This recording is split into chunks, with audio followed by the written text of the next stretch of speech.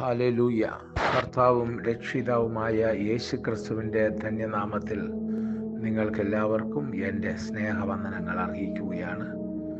കർത്താവായ യേശുക്രിസ്തു ഗെത്സമന തോട്ടത്തിൽ പ്രാർത്ഥിക്കുമ്പോൾ ഇങ്ങനെ പറയുന്നുണ്ട്, നീ എനിക്ക് തന്നവരെ ഞാൻ നിൻ്റെ നാമത്തിൽ അവരെ കാത്തു. നീ എനിക്ക് തന്ന വചനം ഞാൻ അവർക്ക് കൊടുത്തു. പ്രിയ ദൈവമക്കളെ, നമ്മളും പരസ്പരം രക്ഷിക്കുന്നവരായി മാറണം. അവസാനത്തുള്ളി ചോര ചൊരിയുന്നത് വരെയും മറ്റുള്ളവർക്ക് ഒരു മതിലായി, രക്ഷയായി നമ്മൾ നിൽക്കണം.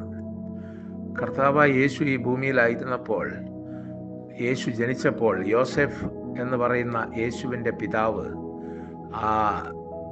യേശുവിനെ രക്ഷിക്കുവാൻ വേണ്ടി ഈജിപ്തിലേക്ക് യേശുവിനെയും കൊണ്ട് പലായനം ചെയ്യുകയാണ്. ഇതുപോലെ നമ്മൾ പരസ്പരം രക്ഷിക്കുന്നവരായി മാറണം. എങ്കിലേ ദൈവികമായ ഉയർച്ചകൾ നമുക്ക് ലഭിക്കുകയുള്ളൂ എന്ന് നമ്മൾ മനസ്സിലാക്കണം. ദൈവം നമ്മളെ അനുഗ്രഹിക്കട്ടെ. സ്തോത്രം.